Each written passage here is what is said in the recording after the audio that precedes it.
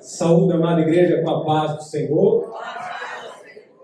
A paz do Senhor. Eu fico pensando quanta paz não sentiu aquele centurião romano quando ele recebeu a palavra do Senhor Jesus dizendo que ele estaria curando aquele seu servo, a qual o centurião havia procurado do Senhor para curar. Glória a Deus. Esse texto sagrado que foi lido hoje, capítulo 8 do Evangelho de Jesus Cristo, segundo escreveu São Mateus, a partir do verso 5, em que o Senhor Jesus é procurado por um centurião romano, homem que tinha autoridade sobre soldados romanos, um homem que tinha autoridade sobre 100, um batalhão de 100 soldados romanos, por isso ele era chamado de centurião, e era um homem que tinha poder sobre um centúrio, né? O centúrio é um grupo de 100 soldados romanos. E o centurião entendia muito bem o que é autoridade. Ele dava uma ordem e ela era atendida.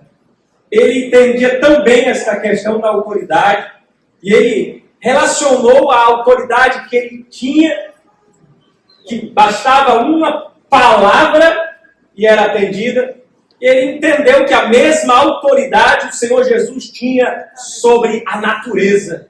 Jesus tinha um poder sobrenatural que tinha somente a necessidade de proferir uma palavra e o milagre era feito e a liberdade, a cura era concretizada. O poder do Senhor Jesus através de apenas uma palavra. Jesus é a palavra de Deus. E é por isso que eu quero convidar os irmãos para ler o texto sagrado do Evangelho de Jesus Cristo, segundo escreveu São João, capítulo de número 8, versículo 31.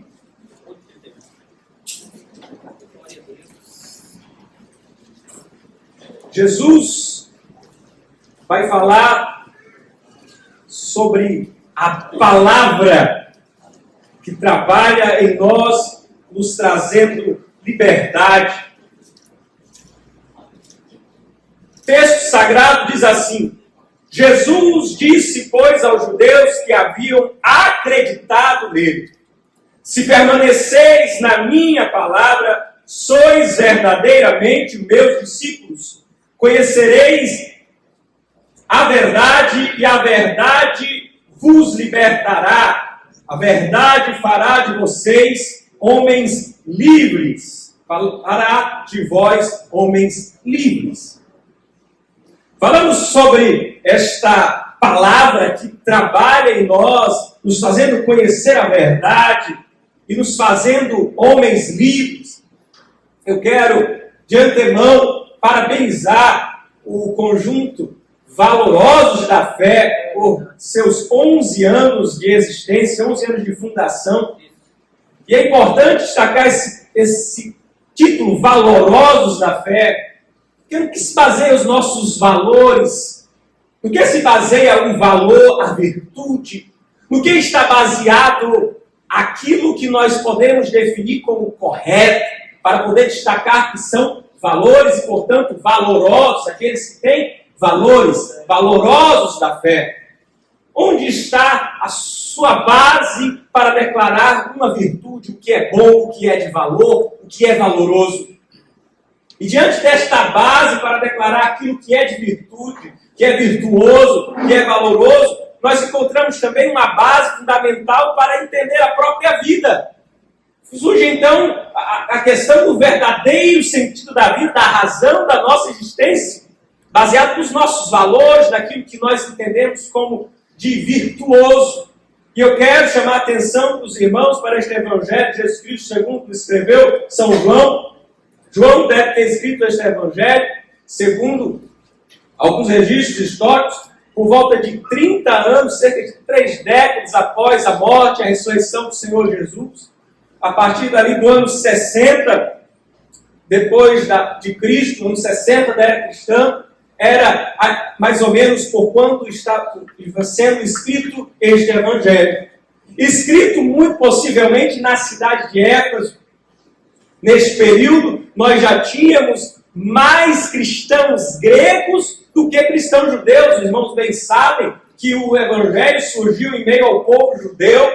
Jesus iniciou o seu ministério na Galileia e se expandiu pela Judéia, alcançou a Samaria, algumas visitas a pontos fora ali da região mais superior, para o lado de Decápolis, mas concentrou quase que todo o seu ministério na região ali da Galileia, de Jerusalém, da Judéia, Samaria.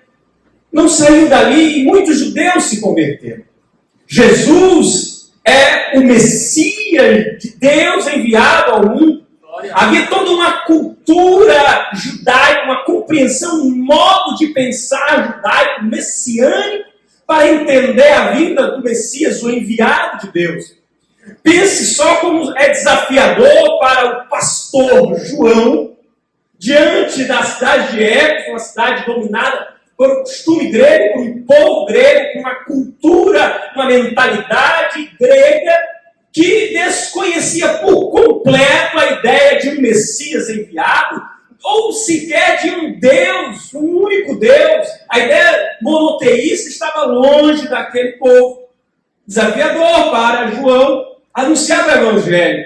E naquele momento, quando ele escreve este Evangelho, ele já havia passado por este desafio ao evangelizar gregos e ao pastorear uma igreja dominada majoritariamente por gregos.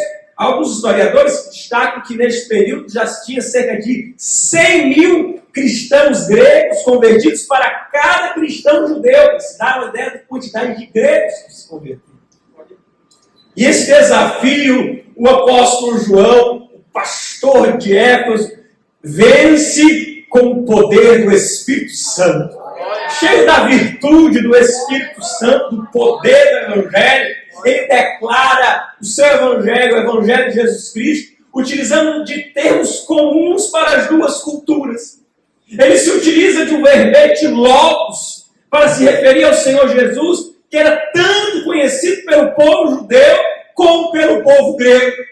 Logos, que significa do grego palavra, razão. O significado de logos é palavra, e por muitas vezes é traduzido na nossa escritura como somente palavra ou o verbo. Portanto, o verbo que se fez carne é a palavra de Deus.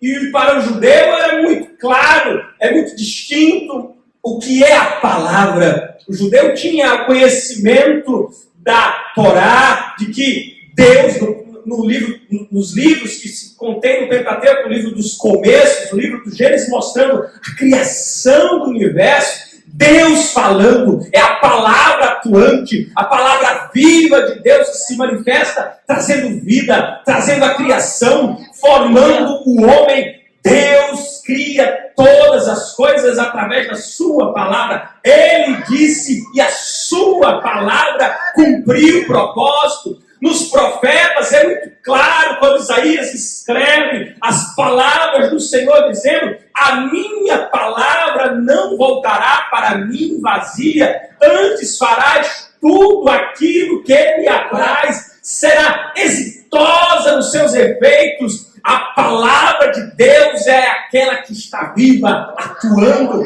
O judeu conhecia muito bem este conceito. O próprio livro de Jeremias também fala o Senhor dizendo: a minha palavra é como fogo, como um martelo que esmaga a rocha. A palavra de Deus é viva, é atuante, é poderosa. E o judeu entendia quando João falava o verbo, o logos, ele está falando da palavra de Deus.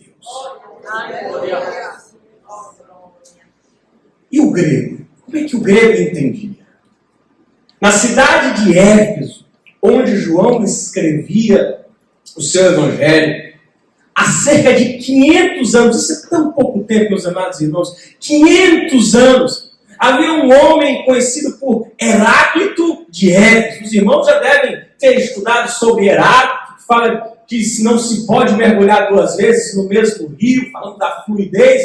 E quando Heráclito, ele cria o conceito do logos e da aletheia, que é a verdade, para o mundo grego. Ele fala de 3 camadas. Ele fala do mundo físico, ele fala do logos e fala da aletheia. E ele usa, eu vou utilizar nossas palavras em português mesmo, ele falando do mundo físico, falando da palavra e falando da verdade. Ele diz que a natureza, ela é sustentada pela palavra, pelo Logos. É o Logos que sustenta a natureza. E o Logos revela a verdade fundamental que está oculta, escondida. Olha só que gancho maravilhoso para o apóstolo João utilizar o termo Logos e o termo verdade. Será que aquele povo que passou tanto tempo estudando, quando pensando na verdade, pensando aí no sentido da vida, daí eu falei aqui para os irmãos, o termo valorosos da fé, os valores que nós temos, no que se baseiam, qual é o sentido que nós damos à vida? Quando o povo grego ouvia a palavra verdade, eles sabiam que estava falando de algo relacionado a uma verdade absoluta, a um fundamento sobre o qual nós estabelecemos a nossa realidade. Então o apóstolo utiliza deste jogo de palavras, do Logos, da verdade, de uma forma que eles conseguem entender algo maravilhoso, algo que pode ser explicado, inteligível para eles. Não é uma coisa completamente nova, como explicar do zero toda a cultura hebraica, toda a cultura do povo judeu. Todavia, isso poderia ser explicado depois, mas é uma maneira de entrar em contato com aquele povo, utilizando destas palavras, utilizando do Logos, utilizando-se do aletheia, que significa a palavra e a verdade. De tal sorte, o comentarista bíblico, Barclay, diz o seguinte, ele diz que quando João escreve seu evangelho, quando ele diz assim, o Logos, no princípio já existia, e o Logos se fez carne, ele diz que era como se João estivesse dizendo assim, preste bem atenção, durante séculos estivesse pensando e sonhando sobre o Logos, o poder que fez o mundo, o poder que mantém a ordem, o poder mediante o qual os homens pensam, raciocinam e conhecem, o poder através do qual ficam em contato com Deus. Aí João diz, Jesus é esse Logos que veio à terra. No versículo 14 do primeiro capítulo, João diz uma verdade completamente nova para o mundo grego. Algo que eles jamais haviam pensado a respeito do Logos ou da verdade. Ele diz que o Logos se fez carne. Ele diz que o Verbo se fez carne. Ele diz que a verdade fundamental de Deus foi manifesta à humanidade em carne e sangue. Aquilo que sustenta o mundo, o divino, o todo-poderoso, o Senhor dos senhores, o Rei dos reis, aquele que era e que há de vir, aquele que sustenta todas as coisas, aquele que criou todas as coisas, ele que mantém a sua vida, ele veio ao mundo em carne e sangue. Isso era inadmissível. Mas ele declara isso, por isso que era loucura para os gregos, esta palavra de que o Logos de Deus se fez carne. É isto que é algo completamente novo, inserido pelo apóstolo João. A palavra de Deus veio ao mundo. A palavra de Deus é uma realidade expressa, revelada. A verdade não está escondida. Deus decidiu se revelar aos homens. Deus decidiu ser visto por olhos humanos. Ele diz que vimos a sua glória, cheia de graça e de verdade. O Deus Criador quer ser visto por você. O Deus Criador quer ser compreendido por você. Ele quer que a sua inteligência, a sua capacidade, o veja como ele é. Na medida que você for capaz de entender, ele vai se revelar a você. Não importa a quantidade de anéis que você tem no dedo. Não importa se você não consegue somar o B com o A. Mas ele vai se revelar a você na maneira como você é capaz de entender. E esta verdade que foi revelada, a verdade que é a verdade fundamental de toda a existência humana, ela continha uma característica importante que ele vai revelar aqui no versículo 32. Ela é capaz de dar liberdade. Liberdade de quê? Do que esta verdade é capaz de nos liberar, de nos libertar? Nós estamos aprisionados. Neste contexto aqui, o Senhor Jesus falava com judeus que se julgavam livres, homens livres por serem descendentes de Abraão. E o Senhor Jesus disse que eles precisavam ser libertos. Que tipo de liberdade o Senhor Jesus estava falando? Que tipo de liberdade esta verdade pode nos dar? E eu quero falar pelo menos de 4 liberdades que consigo enxergar que o Senhor pode nos dar através da sua verdade revelada. Primeiro eu quero falar sobre a liberdade do medo. Por muitas vezes nós sentimos medo devido às incertezas, devido à falta de conhecimento que nós temos do que há de vir. Nós tememos isso ou aquilo porque não sabemos como será. Nós tememos se vai ser assim, se vai ser daquele outro jeito. As incertezas da vida geram aflição ao nosso coração. Mas a verdade de Deus, ela conforta o nosso coração, nos liberta deste medo, quando nós sabemos que Ele tem o controle e o comando de todas as coisas. Não há por que temer o que há de vir, porque Ele é o Senhor, Ele tem o poder, Ele está no comando, e mais do que isso, Ele quer o melhor para você. Ele não só sabe o que é melhor para você, como Ele escolheu entregar o que há de melhor para você. Glória a Deus. Talvez o que há de melhor para você não seja aquilo que você pensa, aquilo que você espera, mas Ele tem a ciência daquilo que é melhor para você. É por isso que todas as coisas cooperam juntamente para o bem daqueles que amam a Deus. Nós não temos o que temer. Nós estamos libertos do medo. A verdade revelada de Deus nos liberta de qualquer temor. Também nos liberta de nós mesmos, do nosso eu, da nossa própria vontade, da nossa carnalidade, nossa inclinação para o mal. Nós somos libertos por esta verdade, porque a verdade nos conscientiza de nosso estado pecaminoso, nos faz entender que nós precisamos ser transformados, nos faz reconhecer que precisamos aceitar a renovação, a santificação, a restauração que Ele tem para fazer em nós. E assim podemos abandonar o nosso eu, abandonar tudo aquilo que é propriamente nosso, agir como se o nosso eu não existisse. Esta verdade também nos liberta dos outros.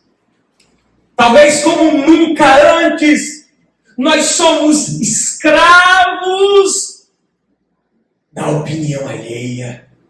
Nós estamos preocupados com a nossa reputação, com a repercussão dos nossos atos, pelo grande avanço das mídias de comunicação.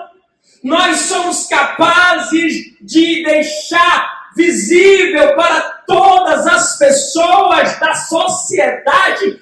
Cada passo que fazemos, cada atitude íntima do seu lar, você libera para a sociedade ver, porque você está extremamente preocupado com aquilo que a sociedade pensa de você.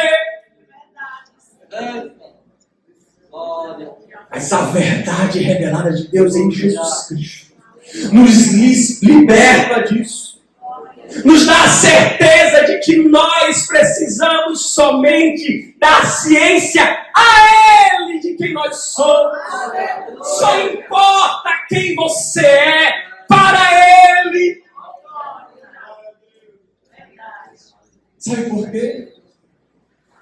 Porque quando você se torna filho de Deus, é a reputação dele que agora está em jogo. Não é mais a sua reputação que importa, porque você agora faz parte do povo de Deus, você é filho de Deus, então agora é o nome de Deus que é glorificado. Não importa quem você é, o que você faz, o que importa é que Deus age em você. Aquilo que você faz é a glória dele, aquilo que você tem de virtuoso é para a glória do nome dele. Então você não tem para quem estar se preocupando com o que os outros pensam, porque as suas virtudes, a sua graça, aquilo que você tem de glorificar-se é na cruz de Jesus. É a cruz que te transformou, que te lavou, que te redimiu. Não há mais do que gloriar-se, senão na cruz de Jesus. Então deixe de se preocupar com sua reputação, deixe de se preocupar com a repercussão dos seus atos, deixe de estar preocupado em dar satisfação para a sociedade, porque você tem que dar, sabe o quê? Anúncio do Evangelho, declaração das boas novas. Jamais troque um minuto de atenção da sociedade para deixar de falar de Deus e falar de você.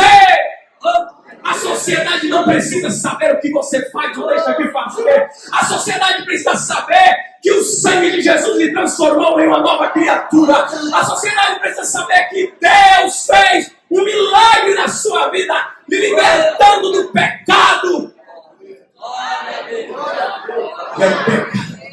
A quarta coisa que eu quero falar, a quarta coisa que nós somos libertos do pecado. O sangue de Jesus nos purifica de todo pecado. Ele é o Cordeiro Pascual de Deus, que tira o pecado do mundo, que nos redime, que nos dá uma nova vida. Ele nos enche de santificação. Ele nos santifica. E o Senhor Jesus diz: santifica-os na verdade. A tua palavra é a verdade. É esta palavra que vai moldando os nossos corações. Jesus disse: se vocês permanecerem nas minhas palavras, verdadeiramente serei os meus discípulos e conhecereis a verdade, e a verdade vos libertará. Se vocês permanecerem seguindo os meus ensinamentos, vocês vão ser libertos do medo, libertos do próprio eu, libertos da preocupação com a sua reputação, libertos do pecado. Vocês serão totalmente livres se permanecerem na minha palavra.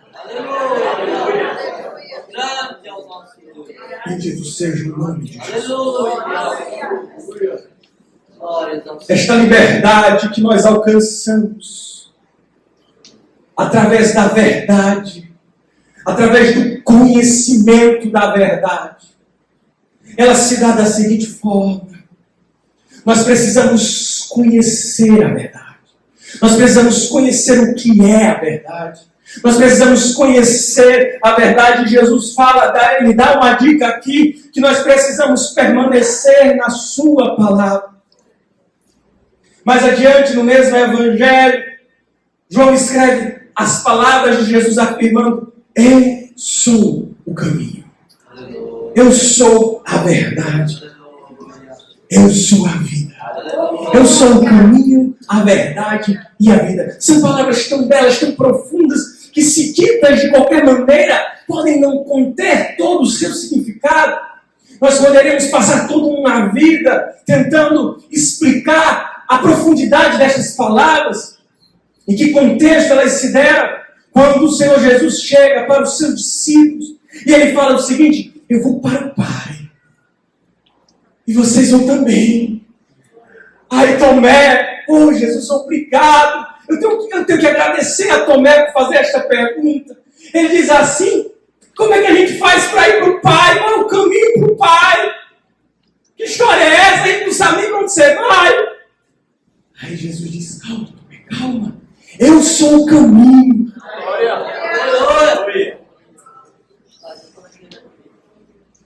O Senhor Jesus, Ele abre a única maneira. O que é um caminho? Jesus abre a única maneira de se achegar a Deus. Não existe outra forma de se aproximar de Deus senão por Jesus. A graça se foi manifestada trazendo salvação a todos os homens. O verbo de Deus que se fez carne, a revelação de Deus aos homens, é a imagem perfeita de Deus sendo revelada, de sorte que Ele vem para cumprir um propósito de resgate. Não só manifesta a glória de Deus, mas também redime a humanidade, dando a você a possibilidade de se comunicar com Deus face a face, de falar com Ele e ouvir a sua voz. Jesus é o caminho. É a maneira pela qual você se achega a Deus. Mas Jesus, Ele segue dizendo: eu não sou só o caminho, eu também sou a verdade, Tomé. Ele é a verdade. Aleluia. E dito em grego, os irmãos lembram um pouco do que eu falei no início. Fica ainda mais velho pensar na verdade. A verdade fundamental. A verdade sobre a qual nós definimos os nossos valores. A verdade absoluta. Nós temos dificuldade com ideias abstratas. Se eu perguntar a você o que é beleza, o que é o belo, você vai ter dificuldade de expressar. Se eu perguntar a você o que é verdade, você vai ter dificuldade de expressar. É mais fácil dizer um exemplo de beleza, um exemplo de verdadeiro.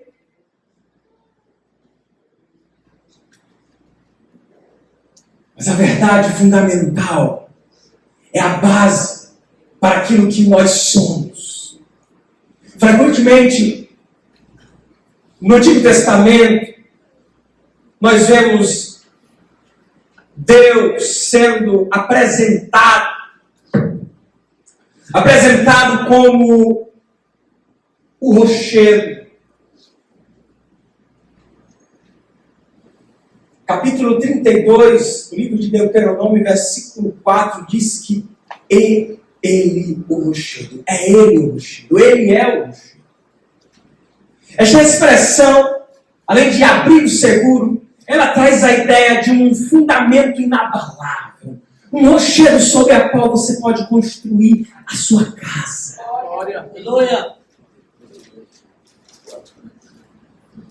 A sua vida é fundamentada em quê? Qual é a base absoluta sobre a qual você decide fazer o que fazer? A que você dedica a sua vida? Qual é a razão da sua existência? Parecem perguntas filosóficas, mas você responde essas perguntas todos os dias com as suas atitudes.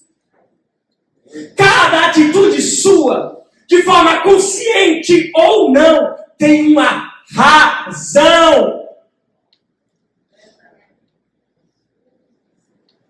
Logos. Tem uma razão para cada tem um motor. A cada decisão, a cada atitude que você está pensando, cada pensamento seu está baseado em uma razão, em um sentido. A que você tem dedicado a sua vida? A uma carreira? às suas próprias vontades, ao seu prazer imediato. Tem dedicado sua vida a pessoas. Tem dedicado a sua vida a uma pessoa específica. Você tem dedicado a sua vida a servir e obedecer a Deus. A verdade nos faz pensar sobre isso. A verdade fundamental sobre a qual nós alicerçamos a nossa casa. Você está construindo a sua vida a cada dia com suas decisões, com suas atitudes. Cada dia você está construindo sobre qual alicerce você constrói a sua vida. Jesus é a verdade fundamental, absoluta, sobre a qual você constrói cada decisão, cada atitude. Jesus diz: eu sou a verdade. Glória a Deus. Jesus não deixa essas questões sobre o sentido da vida, sobre o que dedicar a vida em aberto. Jesus não foi mais um filósofo que João escreveu lá em Éfeso. Jesus muda por completo a realidade da história da humanidade, porque Ele é a própria verdade personificada.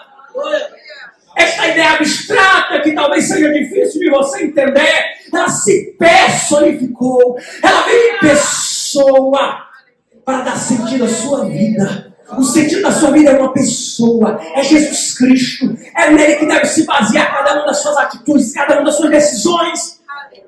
Você tem pensado sobre Jesus? No momento em que você toma as decisões fundamentais da sua vida,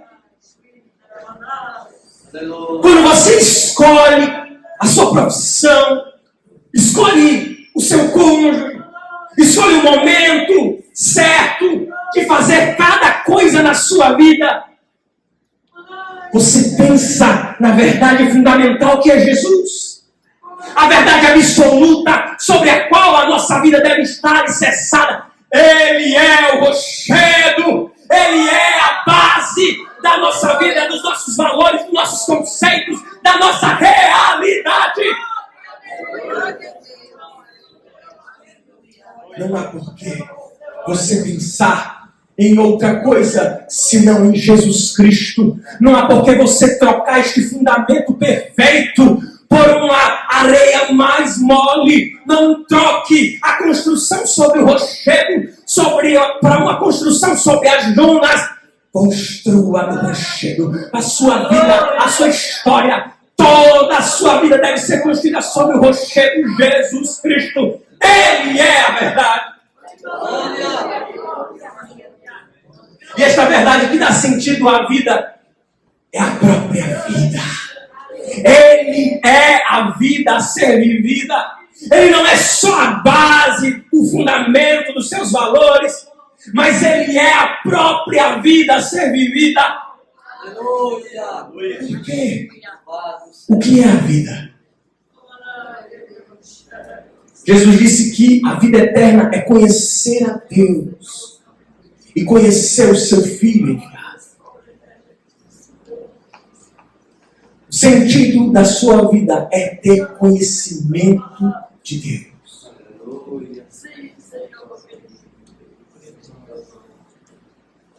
Isso que Jesus disse: permaneceis nas minhas palavras. Aquilo que eu tenho ensinado a vocês é o conhecimento de Deus, porque Ele é a própria verdade de Deus. Aquilo que Jesus tem para nos ensinar é a revelação suprema, perfeita, completa, a plenitude. Aprove a Deus depositar toda a sua plenitude em Jesus Cristo. Toda a plenitude de Deus está depositada em Jesus, na pessoa de Jesus. Conhecer ao Filho é conhecer ao Pai. Então, conhecer as suas palavras é conhecer a verdade de Deus. Por isso ele diz: se permanecerdes nas minhas palavras, verdadeiramente sereis meus discípulos. A palavra discípulo evoca justamente isso, aprender comigo. Aí vocês vão conhecer a verdade e a verdade vai libertar vocês. Ele é a vida sem vida. O conhecer a Deus e o conhecer a Cristo é tudo aquilo que você precisa. Aquilo que vai lhe dar a verdadeira vida, o verdadeiro sentido da sua vida é o conhecimento de Deus. Não há razão para você estar preocupado nessas decisões, em responder essas perguntas. Não há por que você se preocupar em conjecturar a essas perguntas. Você não precisa respondê-las. O Senhor Jesus não deixou essas perguntas em aberto. Ele deixa claro a resposta. Ele é o sentido da sua vida. Ele é a razão da sua existência. É nele que tudo se mantém. Tudo se foi feito nele. Você não precisa mais estar preocupado. E eu quero neste momento convidar a igreja para estar de pé.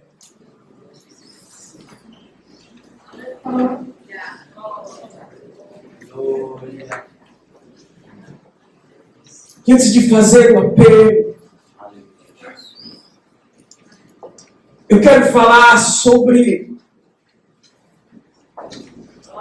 algo que o Senhor Jesus disse no fim nos seus últimos momentos aqui com os seus discípulos. Ele disse que iria voltar. E que não nos deixaria sós. Ele nos deixaria um ajudador. Um apoio. Um semelhante a ele, da mesma ordem, divino, tal qual ele é. O Espírito Santo de Deus foi deixado. Ele veio, foi enviado da mesma forma como o Senhor Jesus foi. E Ele quer fazer morada no seu coração. Ele quer transbordar você desta graça, desta verdade. Você precisa da ajuda do Espírito Santo de Deus para viver conforme esta graça, esta verdade. Somente cheio do Espírito Santo de Deus você vai ter condições de conhecer a Deus, de conhecer Jesus Cristo. E eu quero orar nesta noite para que você seja revestido por este Espírito Santo. A Shekinah do Senhor está aqui neste lugar. A presença de Deus está aqui neste lugar. Ele se move. E Ele quer tocar você, Ele quer impactar a sua vida de uma forma explosiva. Com mais potência que a maior bomba já construída. Como uma explosão. É um poder de Deus. É algo que vai impactar a sua vida e transformar você por completo. Não vai deixar nada faltando. É por completa a transformação. E eu quero convidar todos aqueles que desejam ser batizados pelo Espírito Santo ou revestidos pelo Espírito Santo a ficarem de joelhos. Eu não quero que você venha aqui na frente, eu quero onde você está. Você vai ficar de joelhos se você crê que Ele vai te revestir com poder hoje, que Ele vai te dar uma nova história para ser escrita. O Senhor de Jericó estava dizendo: Jesus, filho de Davi, tens compaixão. Você vai gritar isso para Jesus hoje. Você vai pedir pela compaixão dele. O Espírito dele virá sobre toda a carne. Jovens e velhos terão visões, profetizarão. Não há exceção, é sobre toda a carne. Você que quer ser revestido, você que quer ser batizado pelo Espírito Santo de Deus nessa noite, não fique de pé, ajoelhe em oração ao Senhor. E eu quero convidar a você que está se sentindo cheio do Espírito Santo. Não tenha vergonha. Humilhe-se diante de Deus.